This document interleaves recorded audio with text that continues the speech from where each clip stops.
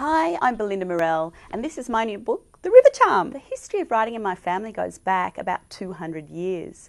My great-great-great-great-grandmother, Charlotte Waring Atkinson, wrote the very first children's book that was ever published in Australia called A Mother's Offering to Her Children. And when I did a bit of research into the family, I discovered that her husband James was also a prolific writer and her daughters were also writers as well. So they were really a fascinating family and had lots of amazing adventures. So I decided to write a book about them. The River Charm is my new book inspired by this family. It's the story of Charlotte Elizabeth Atkinson, and she was named after her mother Charlotte, and like her mother, she was also fiery and strong-willed. She was the eldest child in the family, and she lived a life of luxury growing up in a grand estate down in the southern highlands of New South Wales called Oldbury. She had a life filled with books and with art and with learning and with love until one day disaster struck and her beloved father died. Her mother was left with 4 young children and a huge estate to run, including several cattle stations and sheep stations. Well, of course, a young widow was a tempting target. The convicts began to rebel. Bushrangers attacked the estate over and over again. Workers were murdered. Charlotte's mother herself was captured and threatened with death. So Charlotte, in desperation, made a hasty marriage to her overseer called George Barton. It was a terrible mistake. George Barton was an alcoholic, violent madman. It was a terrible, terrible thing. So finally, in fear for their lives, the family fled on horseback to a tiny little stockman's hut in the wilderness. They took with them only a few belongings, including their pet koala Maugie and her mother's writing desk. But their sanctuary there was very short-lived. Things got worse. The executors, who decided that a mere woman couldn't possibly look after her own affairs, decided to sell off all the sheep and the cattle and to lease out the family home to strangers. Worse than that, they decided to take away Charlotte's children. Well, Charlotte wasn't going to stand for that. She was an extraordinary woman and she took on the entrenched sexism of the 19th century legal system. She fought for her children, she fought for her independence, and she was just absolutely remarkable. So in this terrible time when they were so poor, the children were virtually starving, Charlotte decided to write a book. Luckily it was a bestseller, the first children's book published in Australia, and the family's fortunes were turned. During all these terrible, terrible times, Charlotte had a little lucky charm. It was a little river pebble, and she actually picked it up on the banks of the river that ran through the end of her family's estate in England, just before she sailed for Australia and left her homeland forever. Well, this little river pebble reminded her of where she came from, and it gave her the courage to fight for what she believed in. This little river pebble was passed down from Charlotte Waring Atkinson to her daughter Charlotte Elizabeth, and then on to her daughter Flora. And it was passed down through the generations for well over 100 years until it came to my mother. And I have it here.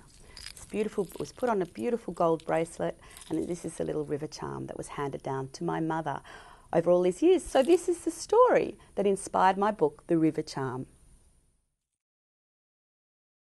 Well, the original inspiration for the story was actually stories that were passed down through my family. And I guess with any stories that are passed down, you don't know how much of it's true and how much it might have been elaborated or romanticised over the years. So I decided I was going to do lots and lots of research for The River Charm, just to make sure I got my facts as accurate as I could. So I discovered that Charlotte Waring, on her journey out to Australia, had actually written a journal about her first few weeks and the romantic meeting where she met her soon-to-be husband, James Atkinson. So I actually managed to get that from the National Library of Australia, and I read that. It was so amazing to read. It was written in her beautiful calligraphy, and there were lots of books that had been written by her daughters that described things that had happened during their childhood. I also went through all the newspapers on Trove. Trove has this amazing digital library of newspapers going right back to the very beginning of the colony in Australia.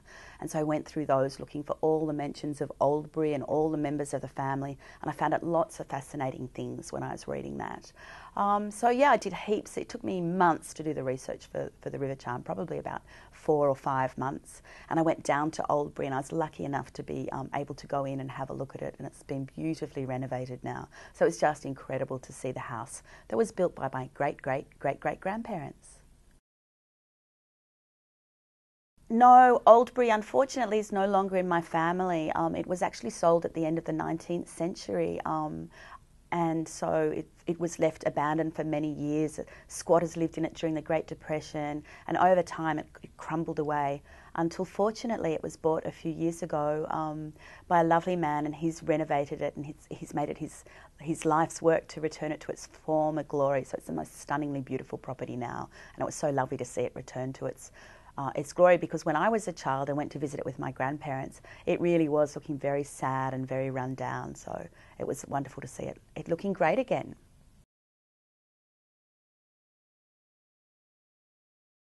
A couple of years ago, it was actually the 170-year anniversary of the publication of A Mother's Offering to Her Children. And my sister Kate, who's also a writer, we were asked to go around to lots of schools and to speak at dinners and to talk about Charlotte Waring Atkinson and how she came to write the book. And so many people were fascinated by the story, and the more we sort of dug into it and the more we talked about it, the more fascinated I became until I decided that I thought it would be an absolutely fantastic topic for a book. So I talked to Kate about it, and I decided to write it. It was just such a great experience.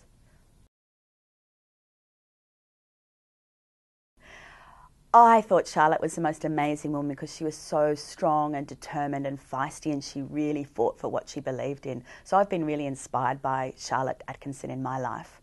And I think if I could go back in time and talk to her, I'd just say to her, don't worry, everything's going to be okay. You know, that fight is worth it. Everything's going to turn out all right. So just keep fighting.